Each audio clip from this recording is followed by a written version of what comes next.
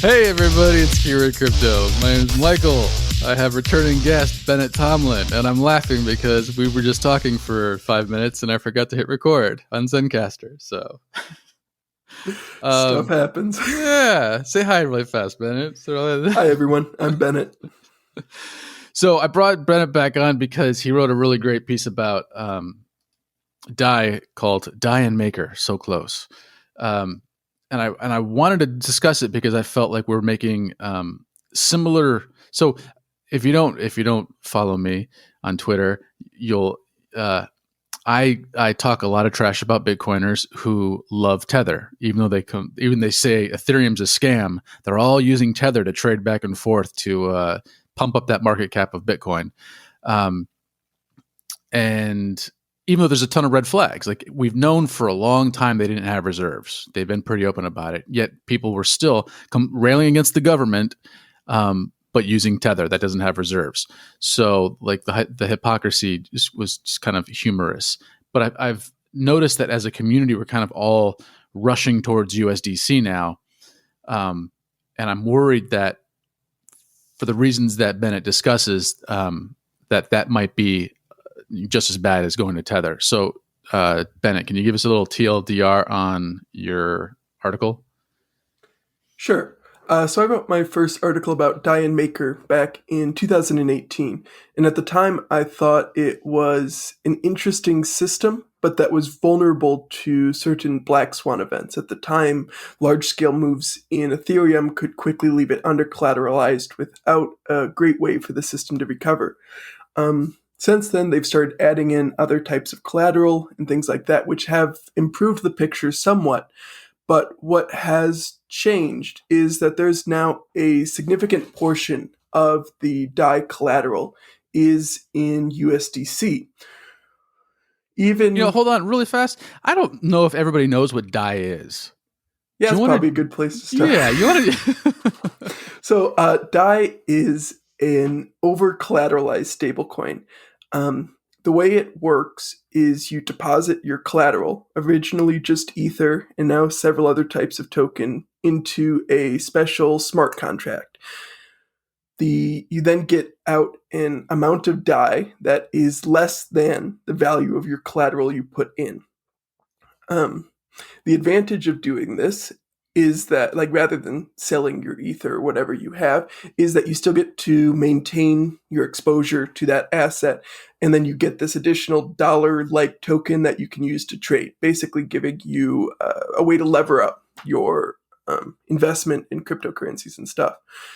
And I was always interested in Dai because, as opposed to stablecoins like Tether or like USDC or Paxos or any of the other alternatives, this one had the potential, at least, to be more of a censorship-resistant stablecoin because it doesn't need to rely on a central party or a central issuer. And because of that, there's no single entity that can freeze it, like there is with Tether and with Circle. So Circle USDC, owned by Coinbase now, or one of the owners. You write about that it can be frozen, and they've been pretty public about it too, and they've actually done it before, right? Yeah, froze some. Circle freezes a lot, not as often as Tether does, but both of those companies frequently freeze their stablecoin tokens across a variety of different chains, which, I mean, makes sense. They've got exposure to various regulatory authorities who are not going to be happy if they're in any way aiding or abetting money laundering or other things like that. So all of these centralized stablecoins have a mechanism by which the key holders can easily freeze these tokens out in the wild. And so that's what made Dai interesting, is it lacks a mechanism like that. There is no single issuer with that kind of power. So now you're saying is Dai and Maker, and give us a little quick rundown on what Maker is. Sure. So Maker is the governance token for Dai. So the way Dai works is you deposit your collateral into what they call these vaults, which is the over-collateralization mechanism for the Dai token. Each of these vaults has a variety of risk parameters, But the most important two for us are going to be the stability fee, which is basically the interest you're paying on the Dai you got out of it, and the liquidation ratio, which I'll get to a little bit later. So you deposit your collateral, whatever type it is, Ether, USDC, in one of these vaults. You get your Dai out, and the parameters that are set, the amount of interest you're going to be paying, at what point that vault gets liquidated, all of those things are set by the holders of the Maker token. And the point of the system is that the holders of the Maker token are able to set these various parameters. One, to make sure that the Dai token itself is resilient, diversified, and unlikely to permanently break peg, or that the protocol would permanently break. And they are supposed to help set these risk parameters to help make sure Dai stays near its $1 peg. So, I mean, essentially, if you use Celsius or Nexo to take out crypto collateralized loans, which is where you put in your whatever cryptocurrency they accept, and then they'll give you a loan on it, which is usually and they say that the security of that is if I put in $1,000, they're willing to loan me up to $400 based on that $1,000. Just in case if I put in BTC or Ether and it goes to zero, that covers them a little bit in that sense, that leeway of, because they're both, because unstable unstable cryptocurrencies are so volatile. That's a real concern, right? Yeah. And the difference here is that where Celsius is doing it as this centralized platform that takes your crypto in and then lends it back out on Bitfinex and is paying you the difference. Dai is supposed to be this decentralized set of smart contracts that's mechanically similar, but is doing it without that same central party. And you mentioned how you get less back from the loan than you put in, and that's because these are volatile assets you're putting up.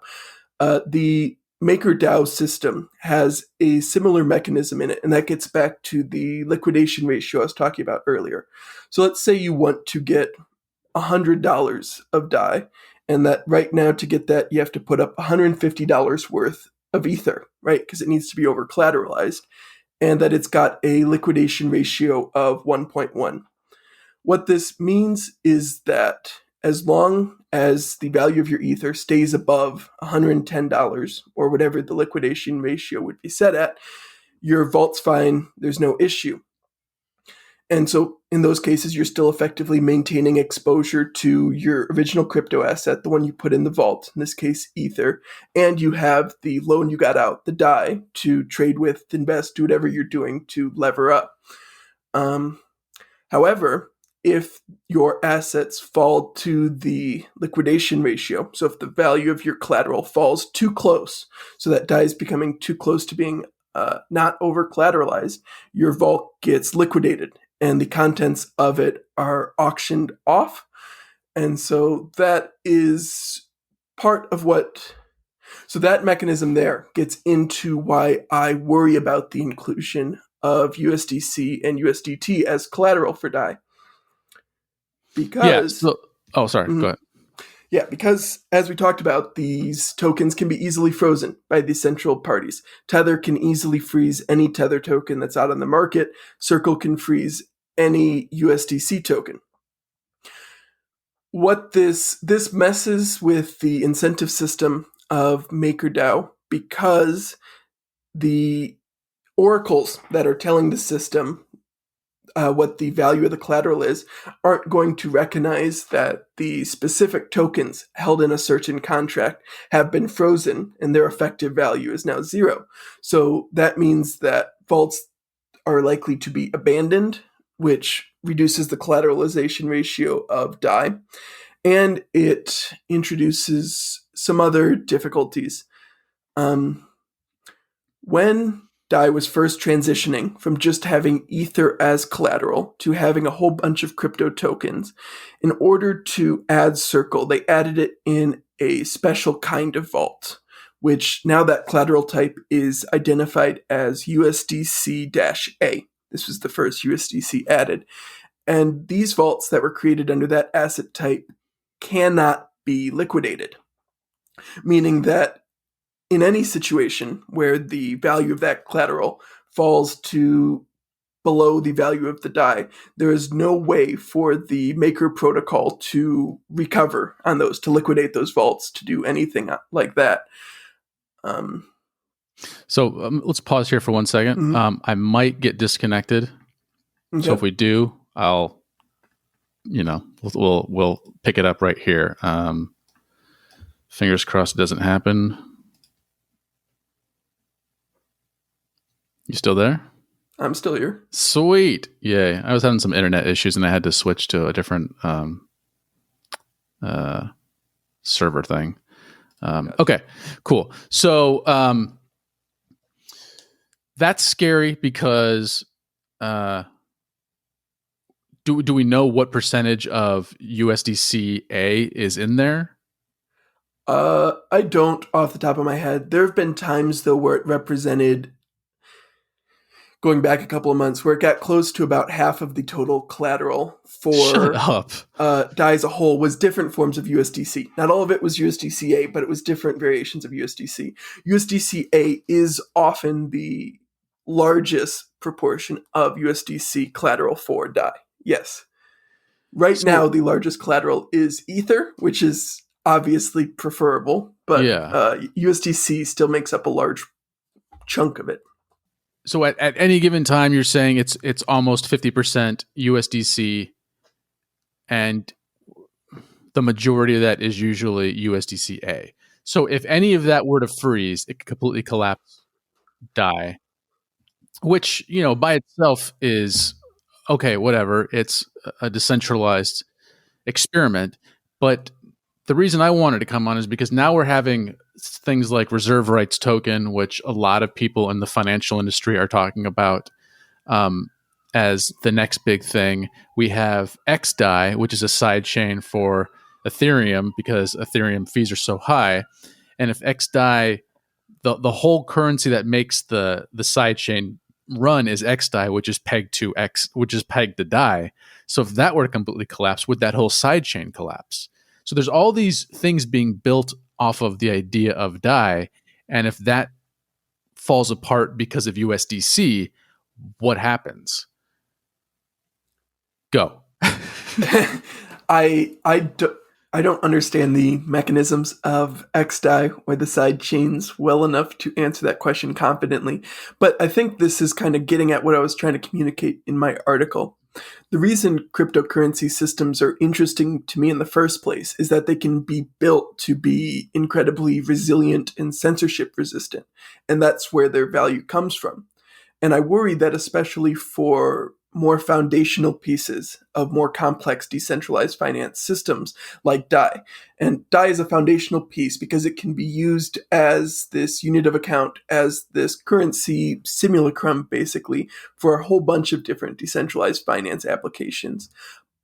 But if Dai itself is vulnerable and those systems are not built with very careful thought into what those vulnerabilities may be, you end up with basically increased levels of complexity with hidden risks. And I think that's kind of what we're getting at here with Dai, is that there is underappreciated black swan risks, is my fear.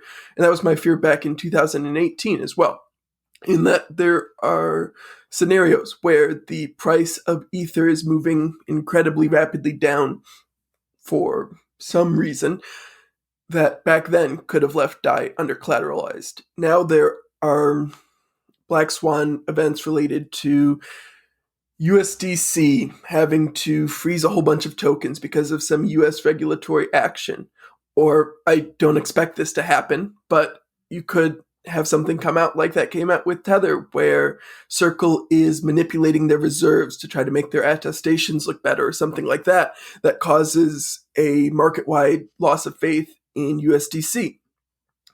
And the MakerDAO system is built with certain mechanisms to help tolerate a certain amount of unexpected things like this. The protocol holds back a certain amount of Dai buffer to help deal with vaults that get liquidated below their obligations and things like that. But the issue is a lot of these risks compound. Like, let's imagine there is a black swan where the United States government goes after Circle and basically says, we've determined you've been complicit in this international money laundering ring. You currently need to freeze 70% of outstanding USDC tokens. A whole bunch of those get frozen. A whole bunch of vaults are effectively worthless, with a significant number of them impossible for the protocol to even liquidate. Because of this, you could imagine issues in the market for cryptocurrencies as a whole, where you'd start to see the price of Ether drop, of all the other collateral for Dai start to drop simultaneously. And if these are dropping fast enough, you'll see them start to auction off below their obligations. So like below the amount of Dai that was initially came out of the vault, and Dai ends up under collateralized.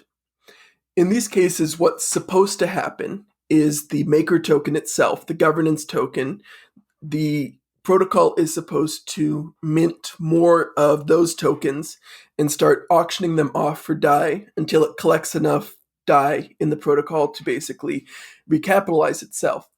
But you can imagine in these black swan events, in a market that's as correlated as crypto is, where so many of these assets move together, as you start to sell Maker into a rapidly falling market, the amount of Maker you need to sell continually rises and rises, and it gets harder and harder to recapitalize the system. And meanwhile, you are dumping more and more of this asset out there. And so I think that what's really happened here is Dai has made decisions to strengthen its peg, meaning taking on the additional USDC collateral, taking on these censorable assets in order to help it stay closer to its one-to-one peg. But in doing so, they have decreased the resiliency of their system as a whole and made it somewhat more brittle. And so what I would expect to happen in a lot of these cases is that we would never actually is that before this cascading Maker auction and stuff would occur, is that Dai itself they'd probably trigger the emergency shutdown protocol. And in that case, you run into the issue, well, what happens to any application that was built with certain assumptions about the liveness of Maker DAO or Dai the protocol? And there's I believe there's other decentralized finance applications that use the Maker DAO oracles basically as their oracles because they expect them to be generally there and available. And I can imagine situations again where that would not be true. And so my fear is that Maker, in order to try to maintain this one-to-one peg and to look more like other centralized stablecoins, asset-backed stablecoins, they have traded a lot of their original value proposition in order to accomplish that. So they've reduced their resiliency, they've reduced their censorship resistance, and made their system as a whole more vulnerable to these kind of events. I mean, that just what you just said terrified me because it seems like such a master plan for the United States to leverage control over the cryptocurrency space that got away from them in the beginning because they weren't really paying attention. And with the flip of a switch, being able to pretty much shut down the vast majority of cryptocurrency outside of Bitcoin. And I mean, that's kind of where they sit a lot of the times. Tether by itself is 37 billion. Circle is up to 9 billion. Binance USD is up to 7 billion, I think. Like a large amount of the liquidity and volume in cryptocurrency can be easily frozen and shut down. And then that has knock-on effects throughout any DeFi protocol or anything else that was built with certain assumptions about those tokens. So expecting them to be able to move, to be live, to be close in value to $1, there are scenarios in which those assumptions can be void. And I don't necessarily believe that these applications are built with that in mind. I think one of those examples would be the peg stability module in MakerDAO. So during the bull market, Compound Finance was offering some kind of incentive deal that ended up pushing Dai well above its peg. Like it was trading above $1.15 for over a week. And And so during this period, the change that the MakerDAO team implemented was a thing they called the peg stability module. And what it allowed people to do was trade a circle token basically directly for a Dai token plus a small fee. So if you had $100 worth of USDC, you could trade it for 100 or 99.5 or whatever Dai tokens, each valued at $1.15. So it was an easy trade for people to make because they had reason to believe that they were getting more in return than they were giving. Yeah. However, whenever you see Dai break from the peg like this, you see a huge influx of USDC into this vault, as you would expect, because it makes sense as a trade for these people. However, that entire module is built with the assumption that USDC is worth $1. Tether and other stablecoins have had issues that have caused them to break peg pretty significantly in the market. And so there are scenarios where the MakerDAO system is taking on additional USDC collateral, believing it to be worth $1, because that's the assumption this module was built with. And basically these traders are getting out the Dai from the system, and the MakerDAO system is taking on additional USDC collateral. And the more it takes on, the further under-collateralized or closer to under-collateralized it becomes, right? And there's ways you can try to break that using the Oracle system and stuff like that. But I think it just kind of points to how you need to be careful about that kind of assumption, even for asset-backed stablecoins.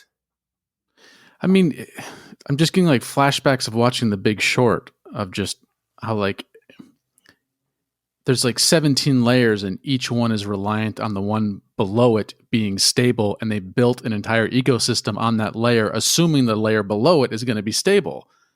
And then just keep doing that over and over and over again up to like 100 stories high.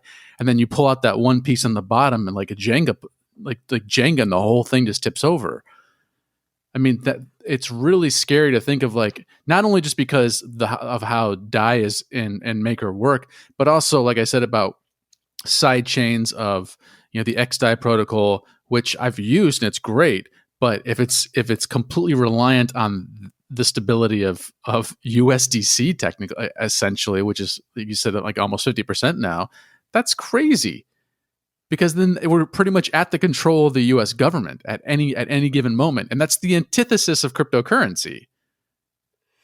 Yeah, and that was largely my point. Is that the reason MakerDAO, Dai, and Maker is interesting in the first place is because it offers an alternative to those centralized systems. Because it had the potential to be this resilient, censorship-resistant stablecoin, right?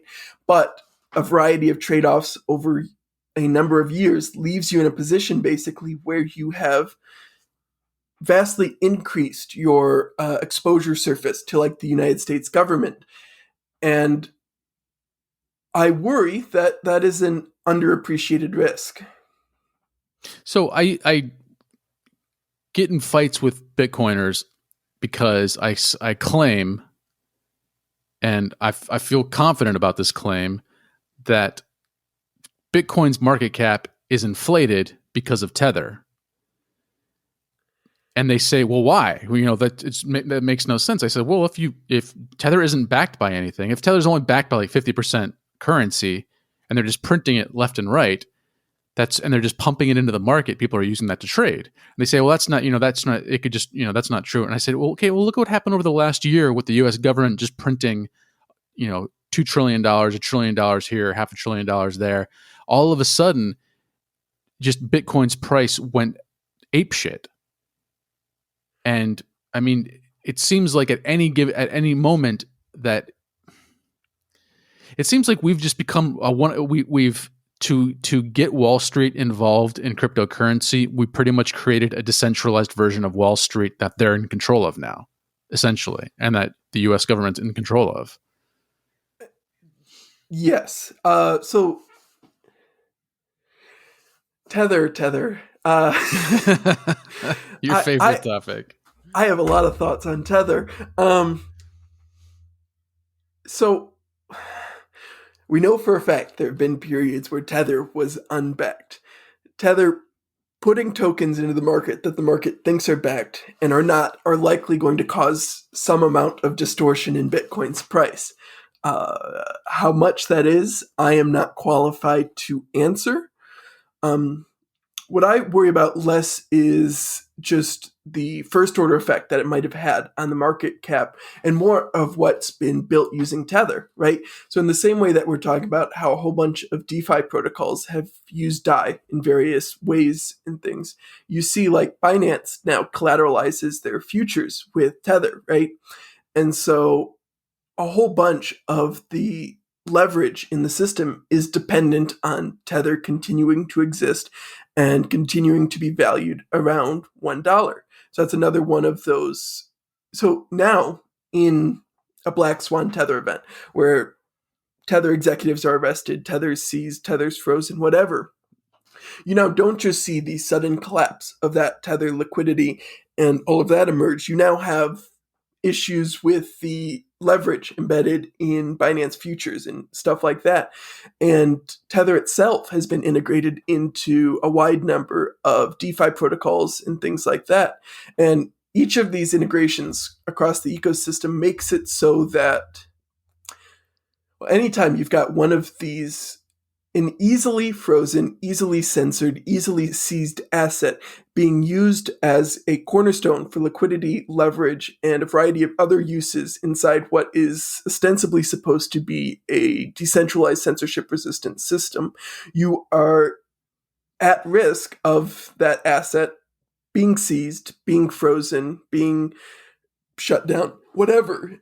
And so you need to be very aware of that when you're building these systems.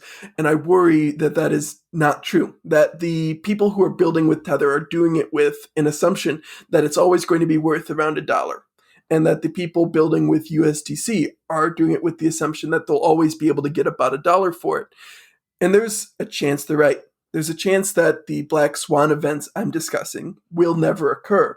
But if they do, and the systems are built with that assumption, then the systems break when that assumption breaks. Well, and the whole point of Bitcoin was supposed to be a check on reality, a check on governments, a check on finance, where if everything collapsed, Bitcoin would stay solvent. But obviously, if Bitcoin is reliant on Tether, if it's being propped up by Tether, and Tether goes away, if USDC goes away, if all these stable-backed coins go away that aren't like just aren't 100% safe or aren't 100% reliable or aren't even remotely decentralized at this point, then the whole system kind of collapses in on itself. And it's funny because I'm always the guy that says, I'm not worried about the US government printing money because it's the US government. Like it's running the entire world at this point. And I don't think the rest of the world would be happy if they just turned off that printer, because I think we'd see a worldwide recession, possibly a depression. And then I turn around and say I don't like Tether for that same exact reason. And I see it's the wheel, the grease that keeps the wheels moving in the cryptocurrency space, and now USDC, and now Dai with sidechains and other projects. And it makes me concerned that, I don't know. So it makes me feel a little hypocritical that I think it's okay for the US government to do it, but I don't think it's necessarily okay for these stable coins to do it, because at least I elect the US, my US officials, and at least we can revolt or do whatever. At least we have a little bit of control. I don't think anybody has any control. Maybe the US government does at stopping Tether. I guess they could freeze assets, but if they're reliant on it too, if they've invested billions into the cryptocurrency space at this point, it'd be in their best interest to turn a blind eye to it and just kind of let it keep going on. I don't know. What do you think? I don't think Tether or Circle is the same as the US government. For one thing, a Tether token is not a dollar. It is not the sovereign note of a worldwide superpower, right? So the dynamics of money printing in those situations are entirely different. Um, so my biggest issue with these we're coming back to is that basically I worry people in the reason I got interested in crypto in the first place is because it did serve as this check on censorship, on these assets being seized, on all of these things. And I worry that as these systems have developed, protecting that ethos has become less and less important. And these systems that have arisen are so much more brittle. So, like, as they've grown, as they should be more and more well secured, safe, stable, they've actually become less so in certain respects. And like, so we're talking about like, what if the US government were to freeze all 37 billion tethers or whatever? I would assume if that were to happen, we would likely see a pretty quick decrease in Bitcoin price. And the thing with any proof of work protected coin is that if the price of that asset falls too quickly and the difficulty adjustment is going to take too long, which for Bitcoin can take up to 2 weeks under normal situations, you can end up with strange incentives around mining, around securing the chain, around maintaining the most basic tenets of cryptocurrency, the censorship resistance and the resiliency. Those incentives get weird. Because if the price falls enough, then a whole bunch of miners are no longer incentivized to mine it. You start to see the hash rate drop, you see the number of confirmed drops or blocks drop, which then pushes out the next difficulty adjustment, making it even worse. And this can feed into itself, causing more and more hash power to go offline. And then if this hash power does go offline, then there's now a variety of machines sitting there doing nothing. And so in a situation where a government or nation state, someone wanted to truly attack these cryptocurrencies, if you can do something to trigger a decrease in price, so by attacking a centralized issuer like Tether or Circle, and you're confident that will cause a decrease in these proof of work secured assets prices, you then have a window where you can try a variety of other attacks for cheaper to try to do more permanent damage to the chain. So in this case, if you start to see the hash rate dropping on Bitcoin, you start buying miners yourself. You can start selfish mining and pulling rewards from the other miners, accelerating this decrease of honest miners. You can double spend. You can just only put out blank blocks into the chain to start just slowly killing its volume and usage. And a whole bunch of these attacks become possible when you have other black swan risks like this that can feed into it. And so the levers that are being made available to governments, the goal of Bitcoiners is often to become the single global reserve currency. But I worry that on their path there, they've exposed themselves in a way that could potentially make it easier for, let's say, the United States government to mount a successful attack on something like Bitcoin. Well, I mean, to quote the old adage, absolute power corrupts absolutely. I feel like that's happening with proof of work chains, as we're seeing with Ether right now, with Ethereum, and the battle going on between people wanting lower fees and the miners saying, fine, we'll just 51% attack you. Just flat out saying they'll try to destroy Ethereum just so they can keep the fees high and so nobody can use it. Yeah. It's just a weird situation where it's just like the whole idea behind cryptocurrency was to get out of the thumb of, powerful entities and have some kind of self-sovereignty, and then have these powerful miners kind of with complete control, unless you decide to with Ethereum, they're trying to take it to proof of stake, but and maybe that's going to be accelerated now with the miners openly, discussing 51% attacking the chain. But I don't know. It's like you said. It's just like to get there sooner, to make as much money as possible. The cryptocurrency community seems to have cut a lot of corners. And that's scary. Yeah, yeah. And it's I'm anticipating some of the responses I'm going to get, because especially during a bull market, when you're discussing things like this, there Oh yeah. is a tendency for people to want to disbelieve them, because you're seeing this increased adoption. You're seeing these new groups take up these things, use them in new ways, and that excitement, I worry, can distract from the reality, which in this case is the vast majority of these exist largely or exclusively as speculative assets that are very rarely used for their intended purpose. And so trying to do certain things with them at this point can create a false sense of security, because you believe these systems are going to continue to exist, are going to continue to function in a way you've seen them function so far.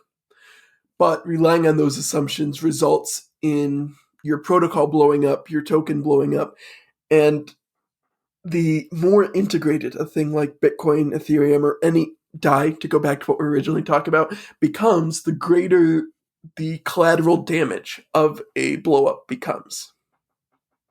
Yeah, I mean, I responded to something Meltem Demir said, and she was talking about how she like bought a miner through a company and they're hosting it for her and running it for her, and then they just send her Bitcoin. Oh God, cloud mining's back. Yeah. This has Compass been a mining. thing since 2011. Why are people still doing this? I don't understand. And I didn't really want to get too deep into it with her because I don't know her. And Yeah. but she was like, I said, well, what about this, this, and this? And she goes, well, why are you being so bearish? And I thought, I go, is this your first bull run? Like, oh my God. It's like, because of course it's going to crash. It always does. It always, the hope. And I replied, I said, the hope is just that the next bottom is higher than the last bottom. So that way we're not all completely screwed. But the fact that I wanted to reply to her, I said, why would they buy a miner for you, plug it in, run it, and then send you the Bitcoin? That makes no sense. Why wouldn't they just keep the Bitcoin themselves, which is obviously more than you're paying them for the electricity? Like, why would they do that? That doesn't seem like why would any mining company, why would any person who makes miners sell them? Why wouldn't they just make the miner and mine Bitcoin and take all the profits? It just doesn't. That was the thing with Bitmain last bull run, right? Is they basically stopped most of their shipments. People who had ordered the, I think it was the S9 at that point, weren't getting them, and Bitmain's share of the hash power kept going up because they just kept turning on their own miners rather than send them out to people who bought them. And then what they were doing is they were sending them old miners that were no longer that optimal, and they were like, wait a minute, this has been used. It's been like, yeah, of course. Why would they send you a good miner when they can mine Bitcoin with it? It just doesn't. And that's the thing with these cloud mining. This gets reinvented every single bull run, and I hadn't seen it yet this run, and so I was optimistic people had moved on from these, but every single time Bitcoin's price goes up, people want to get exposure to mining because they see that as a way for them to contribute to the security of Bitcoin and receive Bitcoins. However, each time so far, eventually these companies collapse or abscond with the funds or do other things that basically result in you not getting what you were promised. And this has happened repeatedly in every single bull run. And so I was not aware it was happening again, but I am not surprised. I was surprised because, I mean, didn't Meltem like go speak in front of Congress at one point about cryptocurrency? Because she might have. I mean, I thought she did, because a lot of people kind of hold her up as like a great, like PR person for cryptocurrency, and I'm just thinking to myself, okay, maybe I don't really know anything about her. But then when she's talking about cloud mining, I'm just like, oh man, what, like that makes me start to feel like we're not at the top, but we're starting to like that's like the like a little flag waving, letting me know, hey, top's coming. We're getting close. And Yeah. But so to go back to Dai and Maker, and the reason why I wanted to have you on is because I really wanted to discuss. I really wanted to talk about the idea of side chains. With if you're going to build an entire side chain, you have HoneySwap working on it. You've got all the like people are building an entire ecosystem on this side chain of XDAI, which apparently is kind of similar to BSC in the sense of like it's only got 20 validators. It's a little more centralized. They're open about this. So like we're a side chain is something that's a little more centralized. But if and predominant, and ultimately like the people who have worked on Dai seem to really care about cryptocurrency and the ideals that comes along with cryptocurrency, or the original ideals of cryptocurrency, decentralization and censorship resistant and all these those buzzwords. But if you're reliant on something that you think is a stable metal beam and it turns out to be the jack of spades or something like that, and then the first bit of weight that comes on, it just starts to collapse underneath you, and people are investing a ton of money on that side chain, that's worrisome. I mean, the entire DeFi ecosystem is built around stable coins. And so, I mean, so really fast, how much does Aave have? I don't know off the top of my head. Aave's number 18, and their market cap is $4.8 billion. That's just Aave alone. And a lot of their system is built around stable coins. And like that's it's like you said, people don't want to talk about this stuff during a bull run. But I feel like that's what you, me, Kyle, the people who are like, hey, take your Hopium mask off. You gotta face reality and live in the real world, because this stuff, so Dai is their so USDC is their number one. I think Ether is the number one collateral for Dai right now, but there have been times where USDC has almost passed up Ether as the number one. No, I'm sorry. I'm talking about. I'm just on Aave's site right now, and USDC is number one. Tether's number two. Dai's number three. That's, and then the nearest one is Decentraland, and that's like, only 40% of Dai. And Dai is 30% of USDC. Oh, so it's Barry like is going to be so sad. No one's buying his fake land. So I mean, you have pretty much like that's crazy. I mean, the entire Aave system is built off of stable coins that are completely controlled, that could be shut down within like 5 minutes by the U.S. government. Yeah, that's nuts. if someone gets Circle's multi-sig keys or Tether's multi-sig keys or anything, they just have to go through and get the transactions out into the blockchain that are responsible for freezing those tokens. For Tether, it's a little more complicated because you need to find what is it up to, 9 sets of multi-signature keys for all the different blockchains they're on. But I mean, do you think that the USDT people, the Bitfinex people, if the U.S. government said, "Hey, we're just going to arrest you and throw you in jail for the next 50 years," do you think that they would just hand them the keys, or do you think they would stand up for their values and actually not give them and go to jail for the rest of their life to support cryptocurrency? So, many of the principles of Bitfinex and Tether are unlikely to ever set foot in the U.S. again. Is my interpretation of their actions. Which that means nothing with, the U.S. could easily kidnap them and bring them back, or extradition treaties. Helps out because I imagine the Bitfinex and Tether executives, when faced with large prison sentences and the like, would be willing to cooperate in terms of selling out their token holders and stuff like that. Well, and past a certain point, like if the Tether executives all get arrested, all of their assets get frozen, like even if the Tether tokens don't get frozen, they're effectively worthless, right? Because there's going to be no entity who's going to redeem them, at least not for years as court proceedings drag on.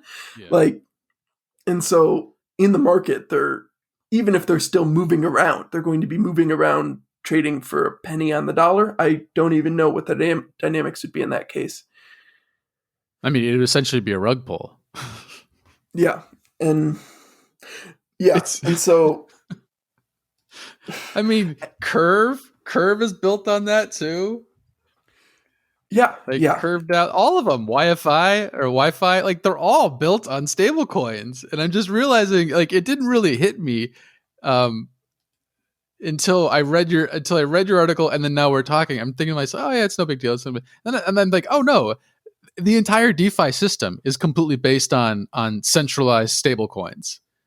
And Dai, which is now based on centralized stable coins. Yeah. And DAOs, yeah, and I've been a little harsh on Maker Dai, and I should make clear, I think it's a really clever system, and I think a couple of different decisions could have left it in a lot better spot, and it's still got a better chance of handling certain black swan events than Circle or Tether, but there's only, when you build this protocol that revolves around liquidating vaults when they get too close to their collateral level, and then you set up a special type of vault that can't be liquidated, you are sacrificing one of your like principal protocol design ideas. And so that decision is unbelievably strange to me. I'm on curve.fi right now, and I'm looking at their pools, and their number one pool is a 3 pool, and it's Dai, USDC, and Tether. And that has 116 million, and their next biggest pool is SUSD at Dai, USD, USDC, USDT, and SUSD, and that's at 17 million. So that's over 5x the next pool. But the top 2 pools with $134 million in Curve, they're all stable coins. I really hope those protocol designers are aware that those tokens can be easily frozen. I mean, these are really smart people, but I mean, do you think, I don't know, do you think they're just like kind of betting on the things not collapsing? I mean, I guess at a certain point, we kind of have to, I talked about it in my last episode. I said, look, at a certain point, I have to trust somebody. Yeah. You know, I was in this BSC farming group, and I was on there and I'm in their Telegram, and I'm like, God, it really feels like very Doge-esque. They're like, you know, they're donating to charities. They're finding this. They're like adopting animals and blah, blah. It's like it felt like people who actually do want to do some good, as well as make some money. Like, it's not all like, you know, utopian thing, but like, and someone was like, hey, this one guy's in the hospital, and he's one of the moderators. He's like, yeah, I'm in the hospital. I don't know what it is, blah, blah, blah. And he's sending pictures. And I was like, okay, well, this could easily be a scam. Anybody could just find some pictures of somebody in a hospital and just start posting them and say, this is me. I need some money. But I'm like, okay, at a certain point, I have to trust somebody. And I have to trust my instincts that this isn't a scam, and send the guy $10. And like, it's against human nature to be that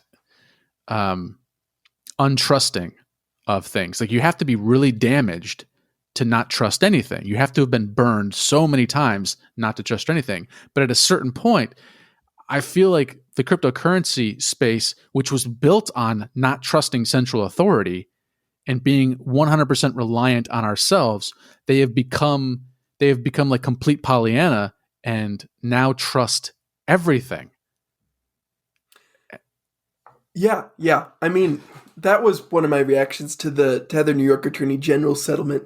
Is I read this document that laid out in clear detail, like times Tether was unbacked, how Tether was trying to manipulate their attestations, how Tether was lying to people in the marketplace on a daily basis.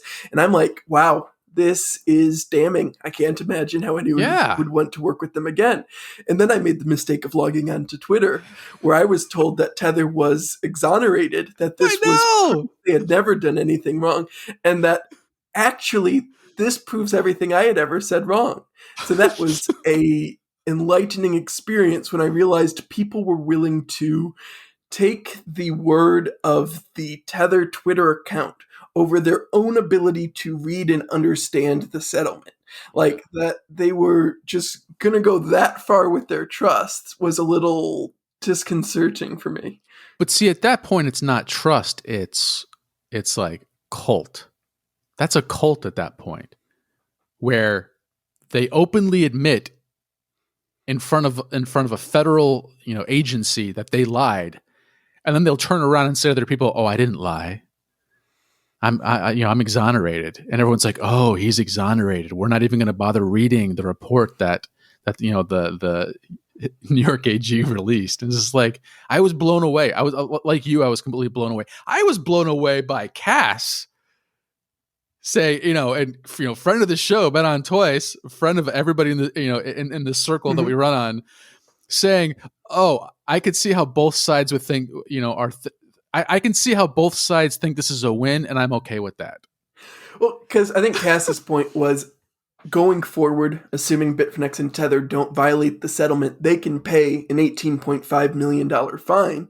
And so in that case, they can continue on, and it's a win for them because they get to keep operating. And for people like Cass and I who write about Tether and investigate Tether and dream about Tether, it was a win for us because we had a whole bunch of new stuff to dream about. Okay, that makes more sense then. I don't think he thought the contents of the settlement document itself were good news about Tether's operations. Okay, I misunderstood. He said that, and I didn't really want to get into him with it. It's like, I'm gonna walk away from that tweet and just. So, if you're just joining us, we're talking about Dai and about how they are now, on average, could we say let's say on average, almost 50% backed by USDC, and and USDC they're significantly backed by easily seized assets like USDC and Tether, because they've got Tether as one of their collateral too. Okay. And so the reason I wanted to have Bennett on is because this is scary. As more and more projects are being built on the infrastructure of stablecoins, because the idea that they're more stable, we're kind of setting ourselves up for a rug pull that's self-made. Good times. Yeah. What could go wrong during a bull run?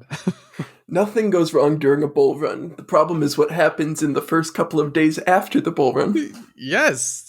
The thing that stops the bull run from happening, from continuing. It's just like, do you want to be a dark horse and give your opinion on what you think will stop this bull run? I don't make price predictions.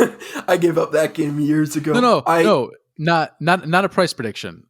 But eventually the bull run's going to end, right? I think it's just safe to assume, because it's so far everything's been cyclical. Yeah. I don't know what'll end it this time.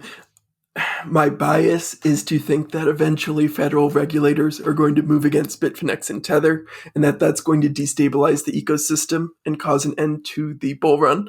But I have been predicting the end of Tether since late 2017, so perhaps I should not rely too heavily on that prediction. Hey, at least you're honest with yourself about it. A friend of mine says he thinks that the bull run could hit a snag in September when we stop printing out more money. Is that when what Powell has said he's looking at changing rates or changing QE? Well, no, that's when the current stimulus package ends. For it's like extended unemployment benefits and all that kind of stuff. If it weren't to continue, and the U.S. government were just kind of getting back on its feet and people were like, we don't need to push any more money out there. That could really stall things. Because it's interesting, like, as soon as they started printing out money back in, March 2020, all of a sudden, massive bull run that just wouldn't stop. I mean, that was a big bull run. Yeah, I mean, bottom of 20x. this market in 2018, we hit 3,500, and we're up 30, to 34? 62 today. Yeah, so almost a 20x for Bitcoin. For the number one cryptocurrency to do almost a 20x, that's insane in 1 year. Especially like we're 11 and a half years in at this point. Like, it's not, by cryptocurrency standards, it's not a young project. Yeah, I mean, it's all. So these are the kind of things, and these are the kind of things I start to think about when people seem like really excited about stuff. Like when people like Meltem start talking about cloud miners and or when major financial journals are discussing someone buying a token from their business partner at Christie's as if it means anything. Yeah. I mean, and that's the thing. And like, I mean, yeah. So, okay. Well, thanks for coming on, dude. I appreciate it. I had a good time. It's nice. Always nice talking about the collapse of the entire cryptocurrency ecosystem. People love it when I do that. Yeah. I mean, isn't that kind of like what this whole show is about, technically? But are you anti-cryptocurrency? No, I love cryptocurrencies. Like, okay, that's the reason I started studying and doing this all in the first place. I don't have enough hatred in me to sustain myself by hate alone. And so, like, the reason I went back and reread about Maker and Dai is because, like, I remember reading about it years ago and thinking, ooh, this is close, this is interesting. But with the current market dynamics, I think it's too brittle. So I came back again a couple years later because I wanted to reassess where the project was. And so, like, the reason I did that is because I think these things have potential, because I find them interesting, and well, just because I also enjoy thinking about the designs of these incentives and the way these systems are supposed to work and interrelate. Yeah, that's how I am too. And so I think it's so if you listen to us talk and you say, oh, these guys are just bears, these guys hate cryptocurrency, they're no coiners, whatever. No, it's not true. The vast majority of my wealth is in cryptocurrency because I don't have any, other wealth at this point. So if cryptocurrency were to collapse, I'd probably be sleeping in a sleeping bag on the street corner. So let's hope it doesn't, because during the coronavirus, I have no job except for doing this. All right. Any last thoughts? Oh yeah, hopefully it doesn't totally collapse for your sake, Michael. Yeah. Yes. See. So all you people who say I hate cryptocurrency, that's like, let's not have it collapse, please. Any final thoughts on the whole thing? I mean, my biggest thing in writing this article in the first place is that I want cryptocurrency to be censorship resistant, seizure resistant, and resilient, have these systems be resilient. And if they're going to stand up in the face of like the assault of a nation state or all these other things they're supposed to do, they need to be really built with that at the center of your mind the entire time. Yeah. So if you're building an entire DeFi, decentralized financial system like Aave or something like that, you may not want to have the 3 stable coins that can be rug pulled by the U.S. government at the flip of a switch be the core underpinnings of your entire system. You should probably design your system as if the U.S. government hates you in particular and is going to try to take you out. Yes, that's a great idea. That's a great idea. And on that note, thank you for coming on. I appreciate it. It was fun. It was a good time. And I'll have you next time. Next time something drastic happens with Dai or something. And I'll put the links to your paper in the show notes where everybody can see it. Give it a read. He's got a great diagram that made my head hurt as the opening diagram. That was from the Maker Dai Foundation. I cannot take credit for that diagram. So that was my first big red flag right there. I was like, oh, they're relying on this. Great. What could go wrong? It takes a minute to parse. Yeah. All right, everybody. Talk to you next time.